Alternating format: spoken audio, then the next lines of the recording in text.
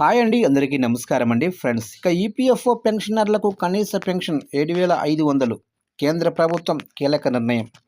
ఇక ఇందుకు సంబంధించిన వివరాలు వీడియోలో తెలుసుకుందాము.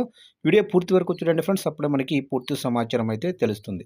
లేట్ చేయకుండా టాపిక్లోకి వెళ్ళిపోదాము. ఇక ఈపీఎఫ్ఓ కనీస పెన్షన్ పరిమితి పెంపుపై ఎప్పటి నుంచో వార్తలు వస్తున్నాయి. కేంద్ర ప్రభుత్వం పెంచనుందనే ప్రచారం కూడా సాగుతుంది. 1990 నాటి ఉద్యోగుల పెన్షన్ పథకం ఈపీఎస్ కింద కనీస పెన్షన్ పెంచాలని కార్మిక సంఘాలు, ప్రజాప్రతినిధులతో సహా వివిధ వర్గాల నుంచి ఎప్పటి నుంచో డిమాండ్లు కూడా వినిపిస్తున్నాయి. కార్మిక సంఘాలు ఆందోళన కార్యక్రమాలు కూడా పలుమార్లు చేపట్టి ప్రభుత్వం దృష్టికి తీసుకెళ్లాయి. ప్రస్తుతం ఈ పథకం కింద కనీస పెన్షన్ను నెలకు 1000గా ఉంది. ఇక ఇప్పుడు వైద్యం, నిత్యావసర సరుకుల ఖర్చులు పెరగడంతో 1000 సరిపోవటం లేదు. దీంతో 7,500కు పెంచాలని కార్మిక సంఘాలు డిమాండ్ చేస్తున్నాయి. ఇక దీనిపై తాజాగా లోక్సభలో కేంద్ర ప్రభుత్వం క్లారిటీ ఇచ్చింది.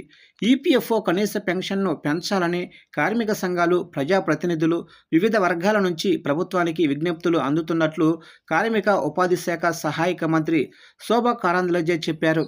అయితే ఉద్యోగుల పెన్షన్ పథకం అనేది సామాజిక భద్రతా పథకం.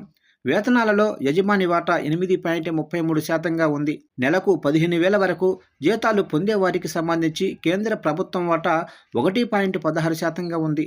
అయితే ఈపీఎఫ్ఓ సభ్యులకు సామాజిక భద్రతా పరిధిని విస్తరించడానికి తాము కట్టుబడి ఉన్నామని, అయితే ఏవైనా మార్పులు చేసే ముందు పింఛన్ నిధి దీర్ఘకాలిక స్థిరత్వాన్ని, దాని భవిష్యత్తు బాధ్యతలను పరిగణనలోకి తీసుకుంటామని ప్రభుత్వం తెలిపింది. ఇక ఈపీఎస్కు తన వార్షిక వాటాకు అదనంగా కనీస పెన్షన్ కోసం ఇప్పటికే బడ్జెట్ మద్దతును అందిస్తున్నట్లు కేంద్ర ప్రభుత్వం తెలిపింది.